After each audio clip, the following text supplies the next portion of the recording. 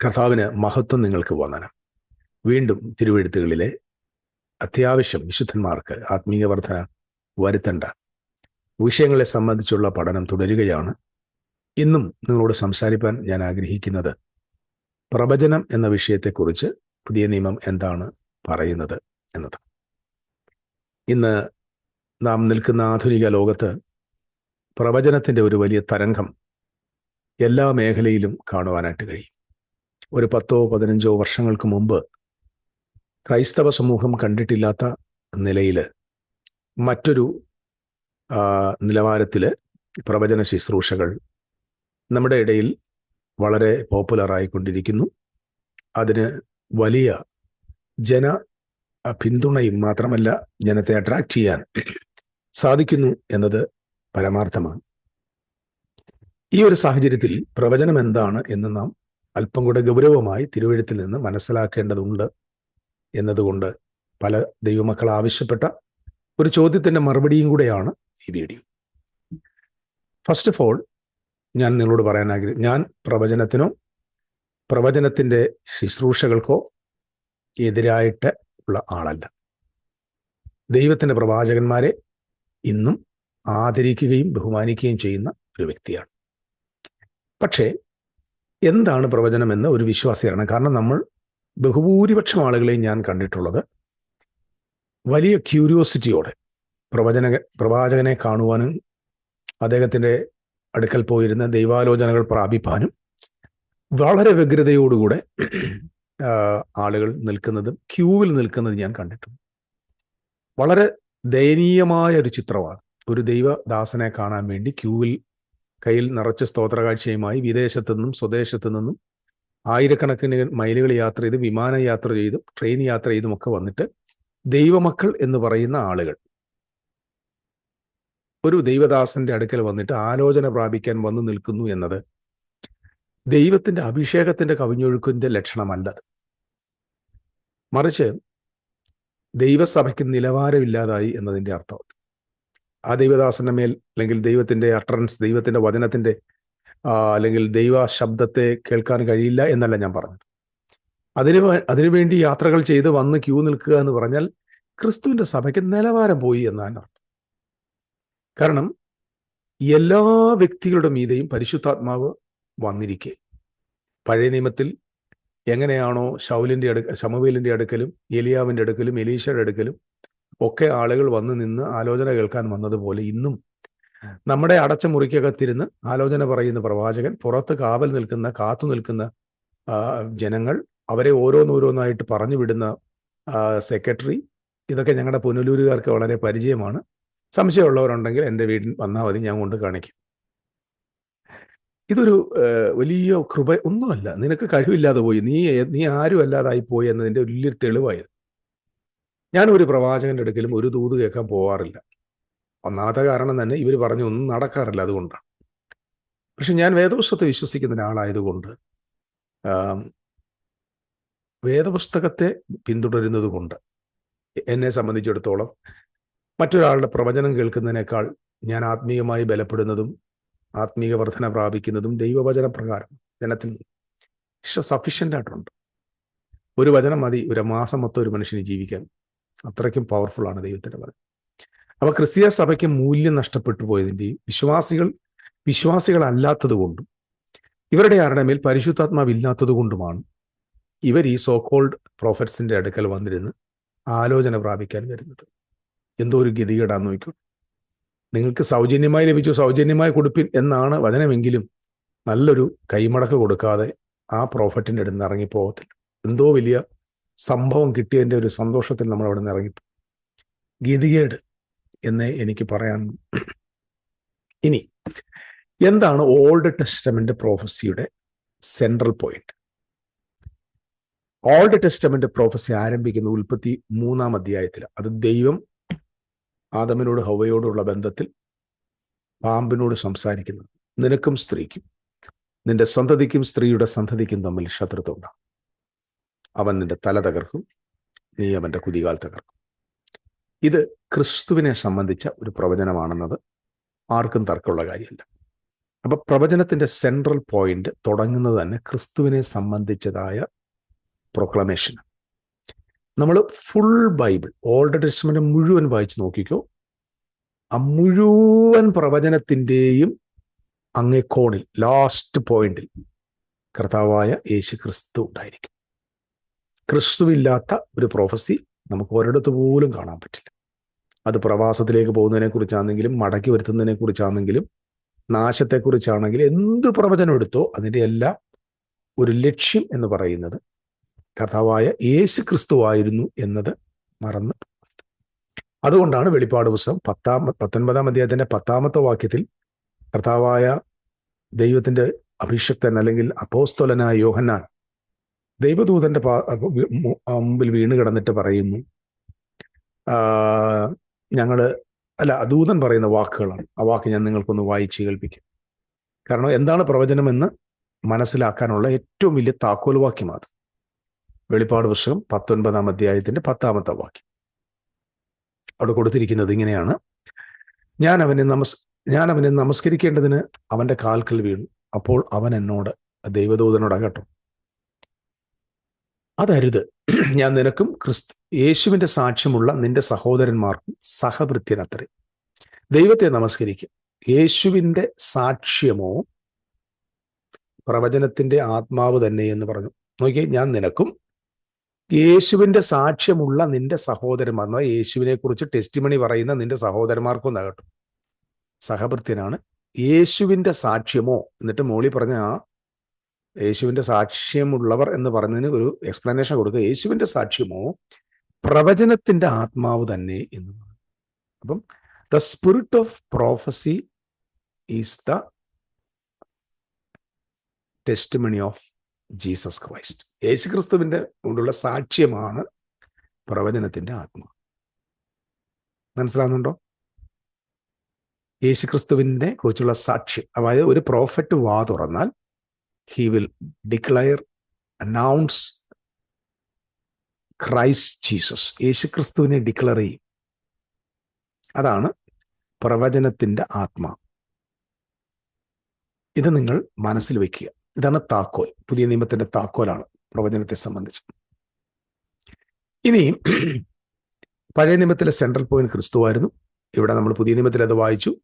യേശു ക്രിസ്തുവിന്റെ ആത്മാവാണ് പ്രവചനത്തിന്റെ ആത്മാവ്. The spirit of prophecy is the testimony of Jesus. യേശുവിന്റെ സാക്ഷ്യം. ഒരാൾ യേശുവിനെ സാക്ഷ്യം പറയുന്നു എന്നതാണ് പ്രവചനത്തിന്റെ ആത്മാവ്. ഓക്കെ. അപ്പൊ പഴയ നിയമത്തില് ശ്രദ്ധിച്ചു കേൾക്കുക. പഴയ നിയമത്തില് എല്ലാവരുടെ മേലും ആത്മാവ് വന്നിരുന്നില്ല. വളരെ പ്രധാനപ്പെട്ട ചില ആളുകളുടെ മേൽ മാത്രം യഹോവയുടെ ആത്മാവ് വരികയും അവർ ദൈവത്തിന്റെ ശബ്ദം ജനത്തോട് കൊടുക്കുകയും ചെയ്യുമായിരുന്നു. മോശയാണെങ്കിലും ജോഷുവാണെങ്കിലും ന്യായാധിപന്മാരുടെ പുസ്തകം, രാജാക്കന്മാരുടെ പുസ്തകം, രാജാക്കന്മാർക്ക്, പുരോഹിതന്മാർക്ക്, പ്രത്യേകിച്ച് സർട്ടൻ പ്രോഫറ്റ്സ്, ഇവർക്കുടെ മേൽ മാത്രം ദൈവം എന്ത് ചെയ്യുന്നു?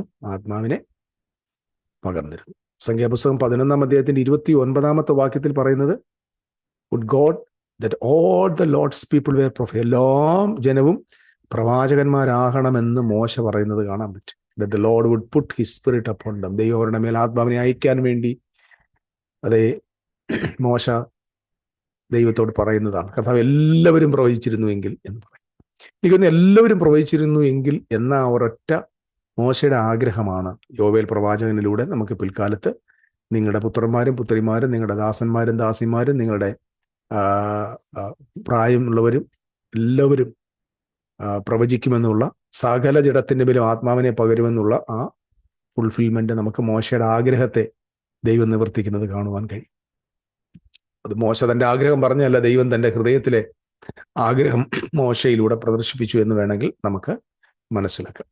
യോവേൽ പ്രവാചകന്റെ പുസ്തകത്തിൽ കൃത്യമായിട്ട് നമുക്കറിയാം. യോവേൽ 2:28 പറയുന്നു, അനന്തരം ഞാൻ സകല ജഡത്തിനു മേലും എൻ്റെ ആത്മാവിനെ പകരുമെന്ന് പറഞ്ഞിട്ട് അപ്പോസ്തലനായ പത്രോസ് പെന്തിക്കോസ്തിന്റെ അന്ന് പരിശുദ്ധ റൂഹ ഇറങ്ങി വരുമ്പോൾ കൂടി വന്ന ജനത്തോട് പറയാണ്, ഇത് യോവേൽ പ്രവാചകൻ പറഞ്ഞ പ്രവചനത്തിന്റെ നിവൃത്തിയാണ്. അന്ത്യകാലത്ത് സകല ജഡത്തിന്മേലും ആത്മാവിനെ പകരും എന്ന് പറയുന്ന ആ പ്രവചനത്തിന്റെ നിവൃത്തിയാണ് ഇവിടെ സംഭവിച്ചതെന്ന് യോവേല് പറഞ്ഞതാണ് നിവൃത്തിയായതെന്ന് അപ്പോസ്തലപ്രവൃത്തി 2:17 മുതലുള്ള വാക്യങ്ങളിൽ അപ്പോസ്തലനായ പത്രോസ് പറയുന്നുണ്ട്.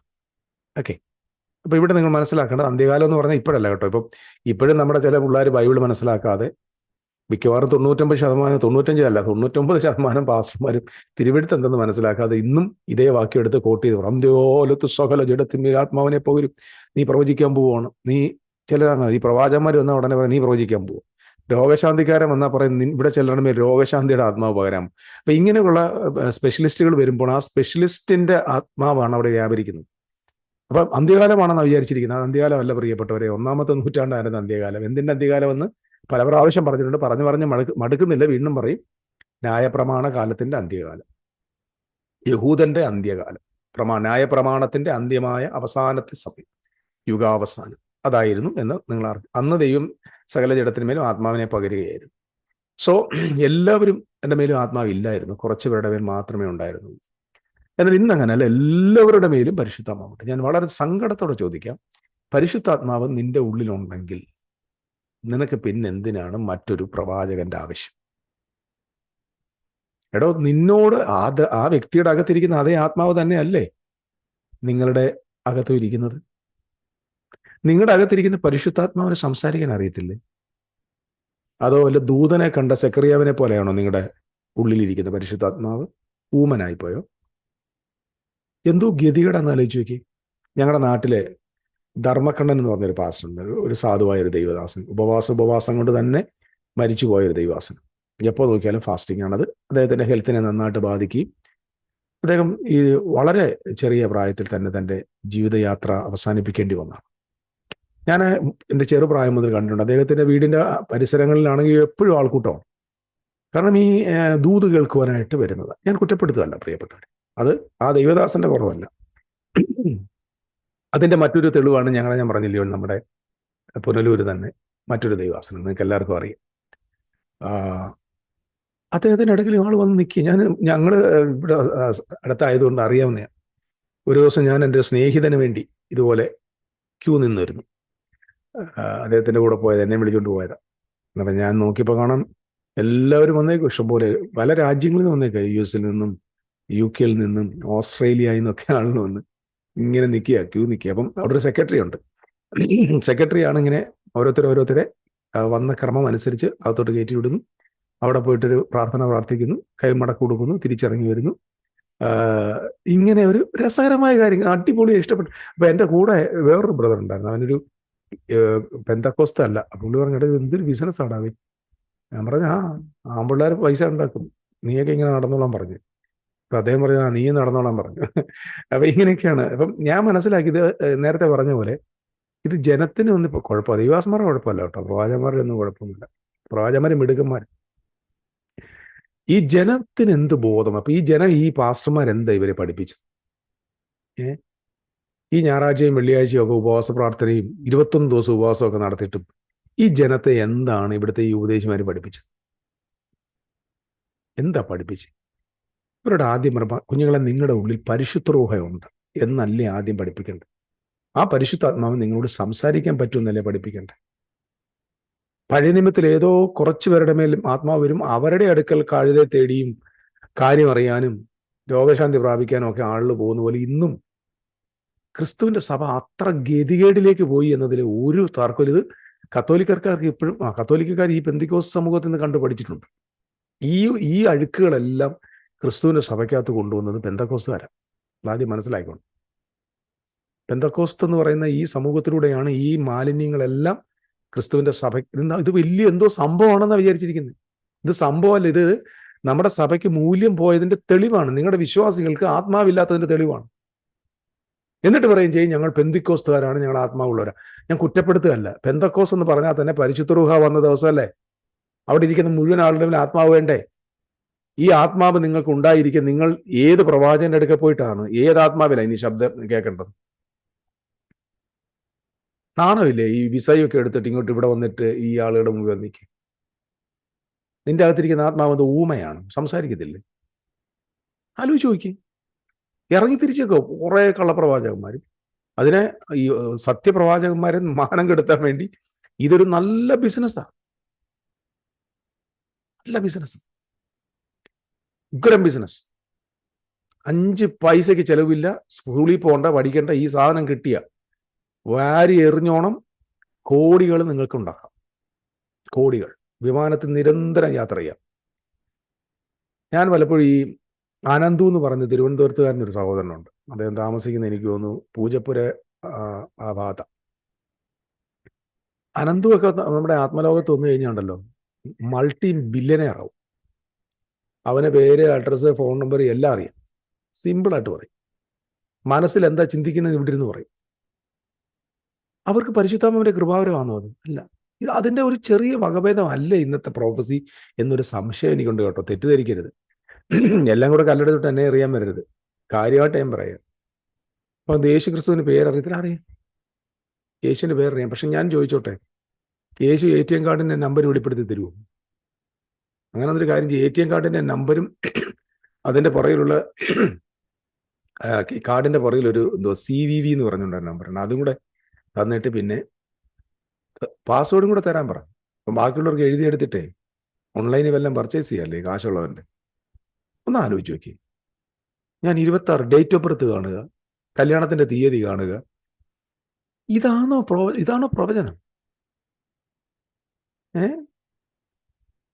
ദയവായിട്ട് ഇതിപ്പോ ആരെയും വിരൽ അല്ലല്ലോ. ഞാൻ പറഞ്ഞല്ലോ, കേരളത്തില് വളരെ മാന്യമായ നിലയിൽ കർത്താവിന്റെ രാജ്യം പണിയുന്ന കർത്താവിന്റെ വേലക്കാരുണ്ടില്ലെന്ന് ഞാൻ പറയാലോ കേട്ടോ.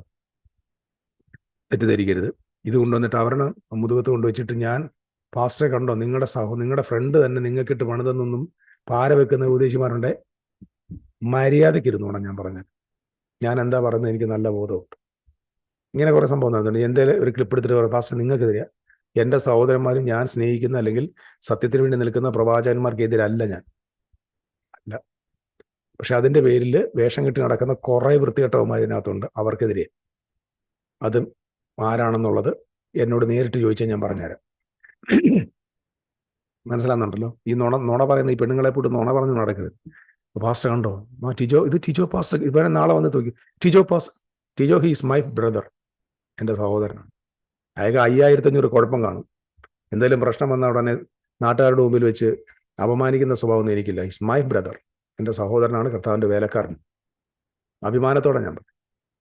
ബാക്കിയുള്ള കാര്യങ്ങളൊന്നും എനിക്ക് കൂടുതൽ അറിയത്തില്ല. പക്ഷേ അത് അദ്ദേഹത്തോടാണെന്നുള്ള ധാരണയൊന്നും വരില്ല കേട്ടോ. അതിപ്പോൾ ഞാനിത് സോഷ്യൽ മീഡിയയിലായതുകൊണ്ട് എങ്ങനെ സംസാരിക്കുന്നു. എന്നിട്ട് പാര വെച്ച് കണ്ടോ ജോണച്ചാൻ നിനക്കിത് ഒന്നുമല്ല, പറഞ്ഞ നുണേൻ്റെ തലയ്ക്ക് ഒറ്റ എണ്ണം കൊടുത്താൽ മതി, അവൻ്റെ ബാധ അങ്ങ് മാറിക്കോളൂ, തലയ്ക്കകത്തുള്ള ഭ്രാന്ത് മാറിക്കോളൂ. ഇതെൻ്റെ ലോക്കൽ ലാംഗ്വേജ് കേട്ടോ. ഞാൻ പറഞ്ഞു വന്നത്, ഇപ്പൊ പ്രൊഫസി എന്ന് പറയുന്നത് എല്ലാവർക്കും ഉണ്ട് കേട്ടോ. എല്ലാവരുടെ മേലും ആത്മാവുണ്ട്. മോശ പണ്ട് പ്രാർത്ഥിച്ചത് 11ാം അധ്യായത്തിൽ നമ്പേഴ്സ്. എല്ലാവരും. അപ്പൊ ഓരോ വിശ്വാസികളും എന്താണ് അറിയേണ്ടത്? നിങ്ങൾ ദൈവത്തിന്റെ അഭിഷേകമുള്ളവർ. അഭിഷേകം എന്ന വാക്കങ്ങ് വിടുക. ആത്മാവുള്ളവർ. പരിശുദ്ധാത്മാവ് നിങ്ങളുടെ മേലുണ്ട്. നിങ്ങൾ പരിശുദ്ധാത്മാവിനാൽ ജനിച്ചവരാണ്. നിങ്ങൾക്ക് ദൈവശബ്ദം കേൾക്കാൻ പറ്റും, ദൈവീയ ആലോചനകൾ കേൾക്കാൻ പറ്റും എന്ന് ജനങ്ങളെ ബോധവാന്മാരാക്കുന്ന ജോലിയാണ് ഓരോ ദൈവദാസന്മാരുടെയും ജോലി.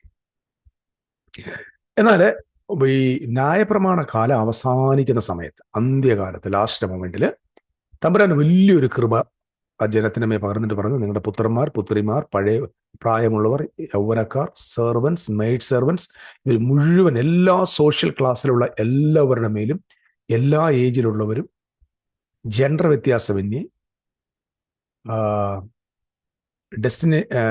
ഒരു ഡിസ്റ്റിങ്ഷൻ ഇല്ലാതെ, ഒരു വ്യത്യാസമില്ലാതെ എല്ലാവരും പ്രവചിക്കാൻ പോവുകയാണ് എന്നുള്ള ഒരു ആലോചന യോവേൽ കൊടുത്തിരുന്നു.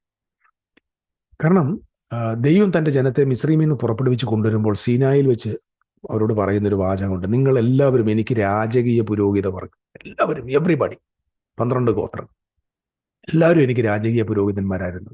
ഈ ഒരു പദ്ധതിയിലേക്ക് ദൈവം വീണ്ടും യോവേലിന്റെ പ്രവചനത്തിലൂടെ, അപ്പോസ്തല പ്രവൃത്തിയിലൂടെ വീണ്ടും ആ മുഴുജനതയും കിങ്ഡം ഓഫ് പ്രീസ്റ്റ് ആക്കി മാറ്റുകയാണ്. നിങ്ങൾക്ക് മനസ്സിലാവുന്നോ ഞാൻ പറഞ്ഞു വരുന്നത്? ഇതാണ് പ്രൊഫസിയുടെ ഒരു പ്രധാന കാര്യങ്ങൾ. ഞാനിത് പറഞ്ഞു വന്നത്, പ്രവചനങ്ങൾ എന്ന് പറയുന്നത് ഉണ്ടോ എന്ന് ചോദിച്ചാൽ ഉണ്ട്. എന്താണെന്നാണ് പഠിക്കുന്നത്. പഴയ നിയമത്തിലെ പ്രവചനങ്ങളുടെ മുഴുവൻ കാതൽ എന്താണ്? Testimony of Jesus Christ, the spirit of the testimony of Jesus. അതാണ് spirit of prophecy is the testimony of Jesus. കർത്താവിന്റെ ആത്മാവ്, യേശുവിന്റെ സാക്ഷ്യമാണ് പ്രവചനത്തിന്റെ ആത്മാവ്. ഈ വാക്ക് വെച്ച് ഞാൻ മറ്റൊരു വീഡിയോ ഡീറ്റെയിൽഡ് ആയിട്ട് ഞാൻ നിശ്ചയമായിട്ട് തരും. I was preparing for that.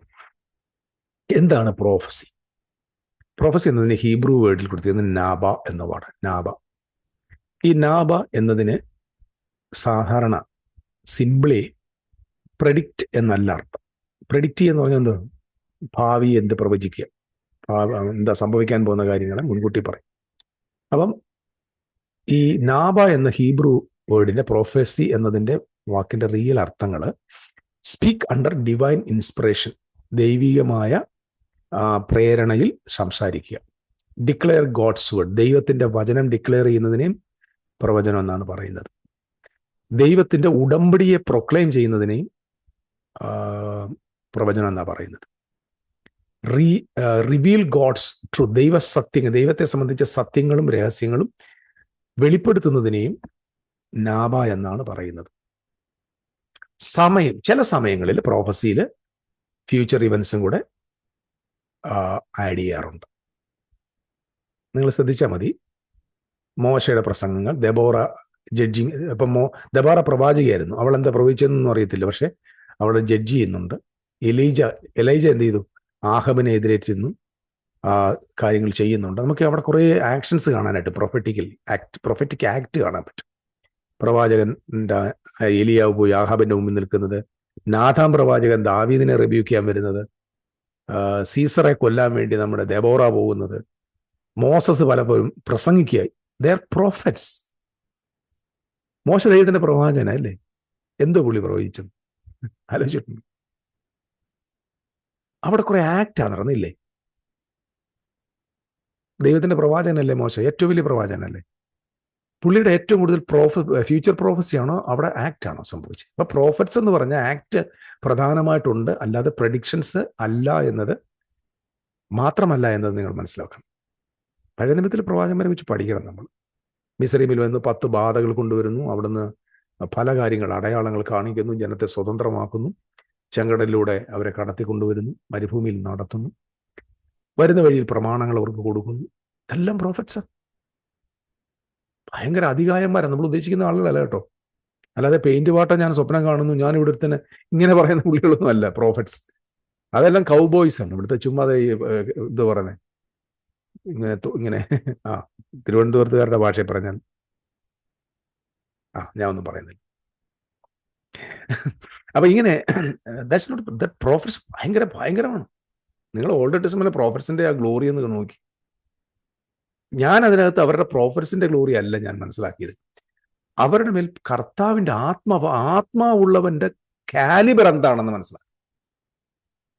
ഇത് നമ്മുടെ ചർച്ചിനകത്ത് ഇരിക്കുന്ന ചെറിയവരും വലിയവരുടെ എല്ലാവരുടെ മേലെ ആക്ട് ചെയ്യേണ്ടതാണ്. നമ്മുടെ ചർച്ചയിൽ വന്ന കുഞ്ഞുങ്ങൾ കർത്താവിന്റെ ആത്മാവ് നിറഞ്ഞവരില്ലേ, അവരുടെയും കാലിബർ ഇതാ. മോശയ്ക്ക് എന്തുണ്ടോ അതേ കാലിബർ, അതേ വ്യത്യാസം. അല്ല ഈ നമ്മുടെ ഇടയിൽ ഞാൻ വലിയവനാണെന്ന് കാണിക്കുക, എനിക്കിത് സ്പെഷ്യൽ അനോയിന്റിങ് ഉണ്ടെന്ന് പറയാറുണ്ട്. ഒന്നുമില്ല. നിനക്ക് ഏതെങ്കിലും, ഞാനൊരു എക്സ്ട്രാ അനോയിന്റിങ് ഉള്ളവരെ തുടരുന്ന കഴിഞ്ഞ ദിവസം ഒരുത്തൻ കൊട്ടാരക്കരക്കാരൻ പറഞ്ഞു കേട്ടു. എക്സ്ട്രാ അഭിഷേകമുള്ളവരെ എന്ന് പറഞ്ഞാൽ അറിയാം, ഞാൻ ഇച്ചിരി എക്സ്ട്രാ പ്രാപിച്ചവരാ, എന്നെ ഒന്നും കൂടുതലാരും തുടരാൻ വരണ്ടാവും, ഞാൻ ബോർഡറൊക്കെ അതിൻ്റെ ഇതിലേക്ക്. എക്സ്ട്രാ അഭിഷേകം എല്ലാവരുടെ മേലും ഉണ്ടോ? ഇത് തലയിൽ നിന്ന് വരുന്ന അഭിഷേകമാണ്. നമ്മൾ ക്രിസ്തുവിലാണ് അഭിഷക്തർ. ഇന്ന് ഞാൻ ഓപ്പണായിട്ട് പറഞ്ഞോട്ടെ, ഓൾഡ് കവനന്റിലാണ് അഭിഷക്തന്മാർ. പുതിയ നിയമത്തിൽ ഒറ്റ അഭിഷക്തനേ ഉള്ളൂ, ക്രിസ്തു. Christ is the anointed one. We are in him. In him we are also anointed. നമ്മുടെ ഈ ചില വിശ്വാസ സമൂഹം പാസ്റ്റേഴ്സിനെയൊക്കെ വിളിക്കുന്നത്, ഞങ്ങളുടെ അഭിഷക്തൻ വന്നില്ല, ഞങ്ങളുടെ അഭിഷക്തൻ എന്ന് വിളിക്കാറുണ്ടല്ലേ, അഭിഷക്തൻ. അപ്പൊ നീയോ? നിനക്ക് അഭിഷേകം കിട്ടിയിട്ട് നിനക്ക് തല ചാണകവെള്ളമാണോ വേണ്ടത്? ആലോചിച്ച് നോക്ക്. അദ്ദേഹത്തിന്റെ പോലെ ആത്മാവ് വന്ന അഭിഷേകത്തിന് ഞങ്ങളുടെ മേലെ എന്തോ ചാണകം തളിച്ചത്. You are also anointed people of God. നിങ്ങൾ എന്തിനാ ഈ താഴ്ന്ന നിലവാരത്തിൽ ജീവിക്കുന്നത്, ഇൻഫീരിയോറിറ്റിയിൽ? You are anointed. You can act like a real old testament പ്രോഫറ്റ്സിനൊക്കെ കൂടുതൽ നിങ്ങൾക്ക് കർത്താവിന് വേണ്ടി നിൽക്കാൻ പറ്റും. അവർ യേശുക്രിസ്തുവിന്റെ റിസറക്ഷൻ പ്രസംഗിച്ചോ? ഇല്ല. യേശുക്രിസ്തുവിന്റെ അസൻഷൻ പ്രസംഗിച്ചോ? ഇല്ല. യേശുക്രിസ്തുവിലൂടെ സംഭവിച്ച ദൈവിക വിടുതലിനെ റിഡംഷൻ പ്രസംഗിച്ചോ? ഇല്ല. പക്ഷെ നമ്മൾ ഇപ്പോൾ എന്താ പ്രസംഗിച്ചുകൊണ്ടിരിക്കുന്നത്? We can proclaim the redemption of Christ, the eternal life, the resurrection of Christ. ക്രിസ്തുവിനെ സംബന്ധിച്ച ഭയങ്കര ടെസ്റ്റിമണിയാണ് ഓരോ പുതിയ നിയമ വിശ്വാസിയുടെ നാവിൽ കിടക്കുന്നത് പരിശുദ്ധാത്മാവിനാൽ. മനസ്സിലായല്ലോ? ഞാൻ അതിലേക്ക് വരുന്നുണ്ട്. അപ്പൊ ഇവിടെ ദൈവത്തിന് ഒരു പ്രൊഫറ്റിക് ആക്ട് നമുക്ക് കാണാം. വിത്തൗട്ട് ഒരു പ്രെഡിക്റ്റിംഗ് ഫ്യൂച്ചർ അല്ല ഇതിനകത്ത് മെയിനായിട്ട് ഓൾഡ് ടെസ്റ്റമെന്റ്. ഓൾഡ് ടെസ്റ്റമെന്റ് ഇഷ്ടംപോലെ പ്രഡിക്ഷൻ ഉണ്ട് കേട്ടോ, ഭാവിയെ സംബന്ധിച്ച് പ്രവചനം ഇഷ്ടം പോലെ ഉണ്ട്. പക്ഷേ പ്രധാനമായിട്ട് പ്രവാചകന്മാരുടെ ശുശ്രൂഷകൾ എന്ന് പറയുന്നത് ദൈവത്തിന്റെ പ്രവൃത്തിയെ മാനിഫെസ്റ്റ് ചെയ്യും.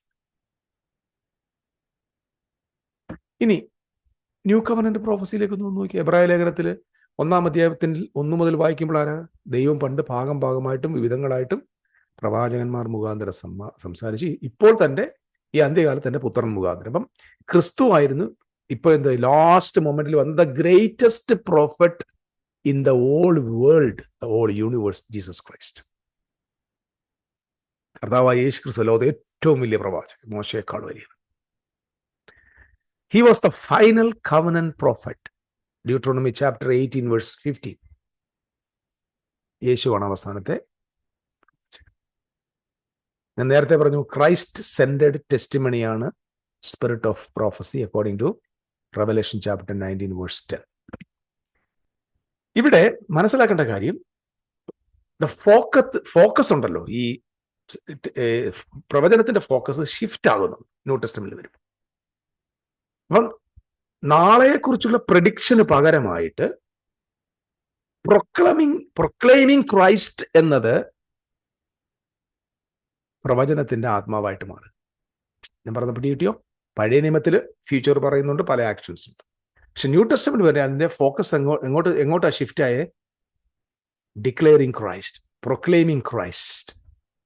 അത് ഇൻസ്റ്റഡ് എന്തുവാ, പ്രഡിക്ഷന് പകരമായിട്ട് കർത്താവായ യേശു ക്രിസ്തുവിനെ ഡിക്ലെയർ ചെയ്യുന്നതും ഘോഷിക്കുന്നതും എന്തായി മാറി?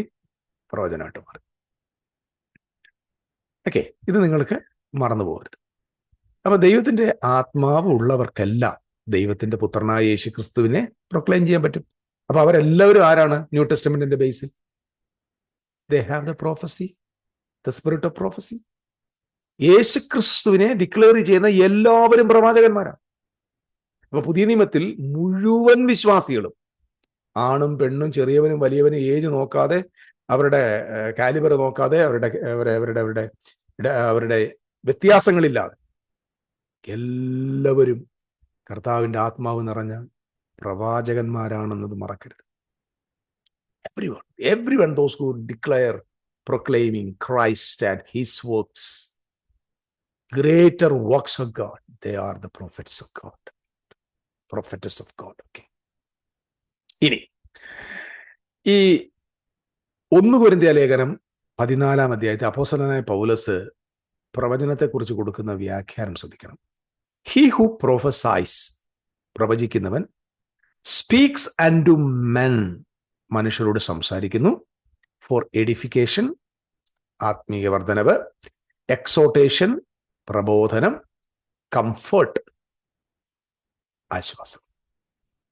അപ്പൊ ആശ്വാസം വരുത്തണം, ആത്മീയ വർദ്ധന വരുത്തണം, അതുപോലെ തന്നെ എന്ത് ചെയ്യണം? പ്രബോധനം വരുത്തണം. ഇവിടെ എവിടെയെങ്കിലും പ്രവാചകന്മാർ ഭാവി പറയണമെന്ന് എഴുതിയിട്ടുണ്ടോ? പിന്നെ ഞാൻ ഇടയ്ക്ക് വെച്ചൊരു ഡിസ്ക്ലൈമറെ ഒരു കാര്യം പറയാം. യേശുവിനെയോ ദൈവവചനത്തെയോ വിശ്വസിക്കാത്തവരാണ് ബഹുഭൂരിപക്ഷം ക്രിസ്ത്യാനികളും എന്നുള്ള ഒരു സങ്കടം ഇടയ്ക്ക് വെച്ച് ഞാൻ പറയാം. ഇതൊന്നും ആരും വിശ്വസിക്കുന്നൊന്നുമില്ല. ഇതൊക്കെ വിശ്വസിച്ചുകൊണ്ട് ജീവിക്കാൻ പറ്റത്തില്ല. യേശുവിനെ വിശ്വസിക്കാത്തവരാ ബഹുഭൂരിപക്ഷം ക്രിസ്ത്യാനികൾ. യേശുവിന്റെ വാക്കുകളൊന്നും വിശ്വസിക്കുന്നില്ല. ഇവിടെ എഴുതി വെച്ചിരിക്കുക, തിരുവെഴുത്തിൽ എഴുതിയേക്കുക, ആത്മീയവർദ്ധനത്തിനും ആശ്വാസത്തിനും പ്രബോധനത്തിനുമായി മനുഷ്യരോട് സംസാരിക്കുന്നു. അപ്പൊ ഇവിടെ ഫോർടെല്ലിംഗ് ഫ്യൂച്ചർ ഇവന്റ്സ് ആണോ? ഞാൻ നിന്നെ അവിടെ കൊണ്ട് പാർപ്പിക്കാൻ പോകുന്നു, നീ മഞ്ഞ് പെയ്യുന്ന ദേശത്ത് പോകുന്നു, ഈ മഞ്ഞ് പെയ്യുന്ന ദേശത്ത് അയക്കും എന്നൊക്കെ പറയുമ്പോൾ എൻ്റെ പ്രിയപ്പെട്ടവരെ ദയവ് ചെയ്ത് വശീകരിക്കപ്പെട്ട് ഭ്രാന്തായി പോകരുത്. ഈ ലേ ലഡാക്കിലും മഞ്ഞ് പെയ്യുന്നുണ്ട്. അവസാനം നിന്നെ അങ്ങാണം കുത്തിയെടുത്തോണ്ട് വല്ല പാകിസ്ഥാൻ ബോർഡറിൽ അങ്ങാണം കൊണ്ട് താമസിപ്പിച്ചിട്ട് അന്നേരം പ്രവചനം പറയും, ഞാൻ മഞ്ഞ് പെയ്യുന്ന ദേശം എന്നല്ലേ പറഞ്ഞോളന്നേ പറയൂ കേട്ടോ. ആ പാകിസ്ഥാൻകാർ ഇടയ്ക്കിടയ്ക്ക് വല്ല വെടി ഇങ്ങോട്ട് വെച്ച് നീ ആകെ ചത്തുപോകും. അപ്പൊ മഞ്ഞ് പെയ്യുന്ന ദേശം എന്നൊക്കെ മാത്രം പറഞ്ഞുകൊണ്ട് നിന്നെ വിടാൻ നീ ശ്രമിക്കരുത്. അവരോട് ചോദിക്കണം എക്സാക്ട് ലൊക്കേഷൻ എന്നാണ്, എവിടെയാണ്, ടൈം എപ്പോഴാന്നൊക്കെ ചോദിക്കണം കേട്ടോ. അല്ലാതെ മഞ്ഞെന്ന് കേൾക്കുമ്പോൾ ഉടനെ ചാടരുത്. വല്ല കാശ്മീർ ബോർഡറിലൊക്കെ കൊണ്ട് വിട്ടുകളയും. പ്രോഫസി നിവൃത്തിയാകുമ്പോൾ അദ്ദേഹത്തിന് നിവൃത്തിയായ മാത്രം മതി, നിന്റെ കാര്യമായിരിക്കും കഷ്ടത്തിലാവുന്നത്. അയ്യോ കർത്താവേ സ്തോത്രം. ഓക്കെ, ഇതൊക്കെ എന്തിനു വേണ്ടി? Ministry of declaring God's revealed truth to build up the body of Christ. ക്രിസ്തുവിന്റെ ശരീരമാകുന്ന സഭയെ പണിയാൻ വേണ്ടിയുള്ളതാണ് ഇത് എന്നുള്ളത് നിങ്ങൾ മറക്കരുത്.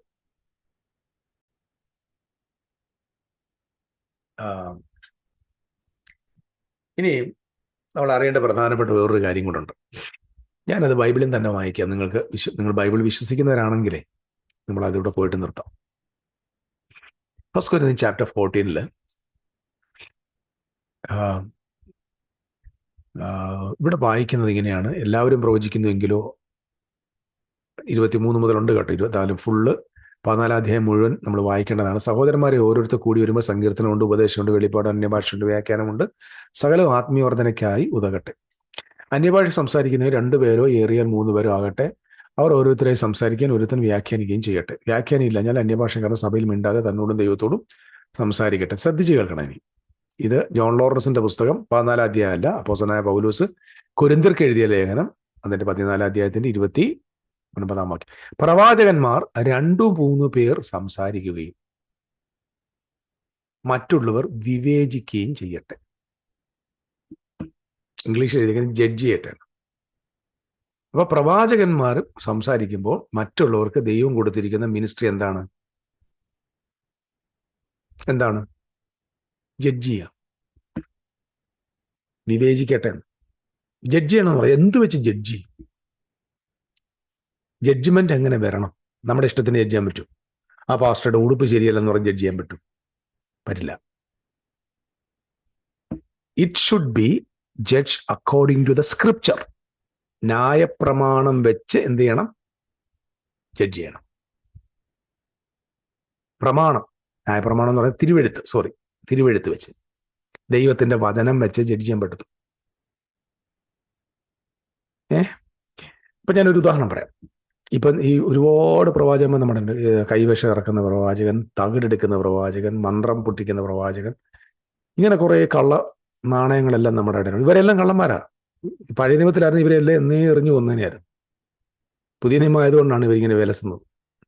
കർത്താവ് ഓരോരുത്തർ വീടുകളിൽ കയറിയിട്ട് പറയാ, നിനക്കെതിരെ അവൻ മന്ത്രം ചെയ്തിരിക്കുന്നു, അവനെതിരെ ഇവൻ മന്ത്രം ചെയ്തിരിക്കുന്നു, നിന്റെ വീടിന്റെ അത് വിശ്വസിക്കുന്ന വലിയ വലിയ ദൈവാസമുണ്ട്, വലിയ സൂപ്പർ ഹീറോസ് ഉണ്ട്. നാണോ ഇല്ലയോ എന്ന് എനിക്കറിയത്തില്ല.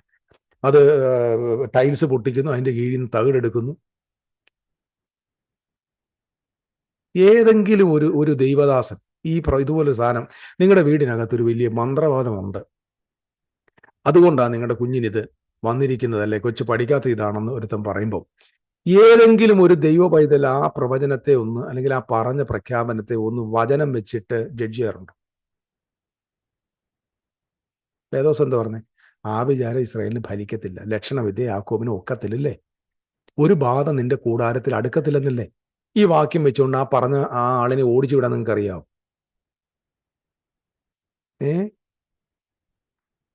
ശാസിക്കുകയും പലസിക്കുകയും ഒന്നും ചെയ്യണ്ട. എന്റെ പൊന്നു ചേട്ടായി, according to the Bible your prophecies utterly foolishness എന്ന് പറയാൻ എന്താ നിങ്ങൾക്ക് പറ്റാത്തത്? Judge with the word. അല്ല, നിങ്ങളുടെ ഭവനത്തിനകത്ത് ഭയങ്കര ഇരുള് കാണുന്നു, അവരോട് എന്താ പറയേണ്ടത്? കർത്താവ് എന്റെ വെളിച്ചമാണ്, അവൻ എന്റെ ജീവന്റെ പ്രകാശമാണ്, എന്റെ ക്രിസ്തു വെളിച്ചമായിരിക്കുന്നത് ഇരുളുണ്ടെന്നോ? വേർഡ് ഓഫ് ഗോഡിന് വിരുദ്ധമല്ലേ ഇതൊക്കെ? അപ്പൊ 2-3 പേർ സംസാരിക്കുകയും മറ്റുള്ളവർ വിവേചിക്കുകയും ചെയ്യട്ടെ. അപ്പൊ ഏത് പ്രവാചകൻ ഇപ്പൊ ഞാൻ സംസാരിക്കുക, ഞാനിപ്പോ നിങ്ങളോട് വചനം പറയുമ്പോൾ നിങ്ങൾ ജഡ്ജ് ചെയ്യണമായിട്ടിരുന്നുണ്ട്. ഇത് വേദോസത്തിലുള്ളതാണോ? ഇത് വചനത്തിന് വിരുദ്ധമാണോ? ജഡ്ജ് ചെയ്യണം. എന്നിട്ട് ഞാൻ എന്തെങ്കിലും തെറ്റ് പറഞ്ഞിട്ടുണ്ടെങ്കിൽ നിങ്ങൾ വേദോസത്ത് പ്രകാരം അല്ലെന്ന് പറയാൻ നിങ്ങൾക്കുള്ള ധൈര്യം ഉണ്ടാവണം. അടുത്ത് നോക്കിയേ, ദൈവം കലക്കത്തിന്റെ ദൈവമല്ല, സമാധാനത്തിന്റെ ദൈവം അത്രേ. വിശുദ്ധന്മാരുടെ സർവ്വസഭകൾ എന്ന പോലെ സ്ത്രീകൾ സഭായോഗങ്ങളിൽ മിണ്ടാതിരിക്കട്ടെ, ന്യായപ്രമാണം പറയുന്ന പോലെ കീഴടങ്ങിയിരിക്കാനല്ലാതെ സംസാരിക്കാൻ അവർക്ക് അനുവാദമില്ല. ഇത് ന്യായപ്രമാണത്തിന്റെ ടൈമിംഗ് ആണ് കേട്ടോ. ഞാൻ ഇതിനകത്ത് ഒരു കാര്യം പറയാം. ഈ ടൈം എന്ന് പറയുന്നത് ട്രാൻസിഷൻ പീരീഡ് ആണ്. Law was not fulfilled yet. ന്യായപ്രമാണം പൂർണ്ണമായിട്ട് പൂർത്തീകരിക്കപ്പെട്ടിട്ടില്ല. പുതിയ നിയമം അതിന്റെ പൂർണ്ണതയെ വന്നിട്ടില്ല. ആ സമയത്ത്, ആ ട്രാൻസിഷൻ പീരീഡിൽ ന്യായപ്രമാണം പറയുന്നതിനനുസരിച്ച് സ്ത്രീ മിണ്ടാതിരിക്കട്ടെ എന്ന്, കാരണം ന്യായപ്രമാണത്തിൽ അങ്ങനെയുണ്ട്. ഓക്കെ, പുതിയ നിയമസഭയുമായിട്ട് ഇതിന് ബന്ധമില്ല. ഇത് ട്രാൻസിഷൻ പീരീഡാണ്. ഇതൊക്കെ എടുത്തിട്ട് പുതിയ നിയമത്തിൽ കൊണ്ടുവന്ന് സഹോദരിമാരൊന്നും മിണ്ടി പോരുന്നൊക്കെ പറഞ്ഞ് ഊമയാക്കിയിട്ടിരുത്തേണ്ട ആവശ്യമൊന്നുമില്ല. ഇതൊക്കെ ട്രാൻസിഷൻ പീരീഡാണ്. ഇതൊക്കെ മനസ്സിലാക്കി പഠിപ്പിക്കാനാണ് വേദപണ്ഡിതന്മാർ, അധ്യാപകർ തയ്യാറാകേണ്ടത്. അനുവാദമില്ല. എന്നിട്ട് അടുത്ത സ്ഥിതി ചോദിക്കുക, വീട്ടിൽ പോയി പഠിക്കട്ടെ എന്നൊക്കെ പറയുന്നതല്ലേ.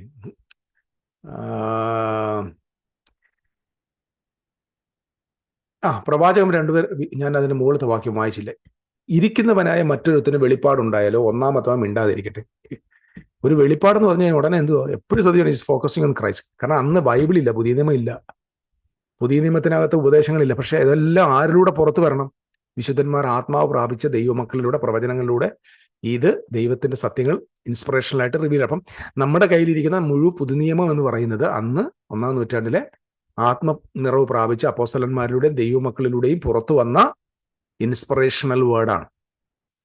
മനസ്സിലായി? അത്ര വാല്യൂ ഉണ്ട്. പരിശുദ്ധാത്മാവിൽ നിറഞ്ഞൊരാള് ഒരു വചനം പറയുമ്പോൾ അത് ഇൻസ്പിറേഷണലാണെന്ന് മനസ്സിലാക്കുക. അത് തിരുവെഴുത്തിന്റെ അത്രയും പ്രാധാന്യം ഉണ്ടെന്ന് മനസ്സിലാക്കുക. അങ്ങനെയൊക്കെ മനസ്സിലാക്കാൻ പറ്റുമെന്ന് എനിക്കറിയത്തില്ലെന്ന്. അതിന്റെ അടുത്ത വാക്യം 31-ാം വാക്യമാണ് എനിക്ക് ഏറ്റവും ഇഷ്ടമുള്ളത്. പറഞ്ഞു നിർത്ത്. എല്ലാവരും പഠിപ്പാനും. പ്രവചിക്കട്ടെ എന്നല്ലേ? ഓരോരുത്തർ പ്രവചിക്കട്ടെ, ബാക്കിയുള്ളവർ വീതിക്കട്ടെ. ഒരുത്തിന് പെട്ടെന്നൊരു വെളിപ്പാടുണ്ടായ മറ്റവൻ മിണ്ടാതിരിക്കട്ടെ.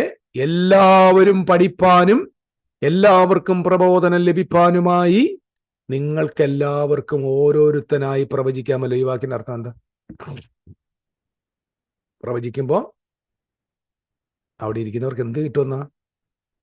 ദൂത് കിട്ടും എന്നല്ല, എല്ലാവർക്കും പഠിപ്പാനും എല്ലാവർക്കും പ്രബോധനം ലഭിപ്പാനുമായി നിങ്ങൾക്ക് എല്ലാവർക്കും ഓരോരുത്തനായി പ്രവചിക്കാമല്ലോ. ബാക്കി എന്തോ? അപ്പൊ പ്രവാചകൻ വന്നാൽ അവിടെ ഇരിക്കുന്ന എല്ലാവർക്കും പഠിക്കാനുള്ള കാര്യം അയാളുടെ വായിലുണ്ടാവണം. 2, ഇരിക്കുന്ന മുഴുവൻ ആൾക്കും പ്രബോധനം ലഭിക്കണം. അപ്പൊ ഓരോരുത്തർ പ്രവചിക്കുമ്പോൾ പഠിക്കാനുണ്ട്, നോട്ട്ബുക്ക് വേണം. വാക്തത്വം എഴുതി വെക്കാനല്ല. നമ്മുടെ എല്ലാം ബൈബിളിന്റെ അവസാനത്തെ പേജ് നിറഞ്ഞു കിടക്കുക വാക്തത്വം കൊണ്ട്. ചിലർക്കാണെങ്കിൽ പ്രൊഫറ്റിക്കൽ ബുക്ക് തന്നെ ഉണ്ട്, എഴുതി വെച്ചേക്കുക. പഠിക്കാനുള്ളതാണ്. അപ്പൊ പഠിക്കേണ്ട ദൈവത്തിന്റെ തിരുവെഴുത്തില്ല. അപ്പൊ ഓരോ പ്രവാചകന്റെ വായിലൂടെ പുറത്തു വരുന്ന എന്താ? ഇൻസ്പിറേഷണൽ വേർഡല്ലേ അത്. ആ സമയത്ത് ഇന്ന് അതാണോ പ്രിയപ്പെട്ടവരെ?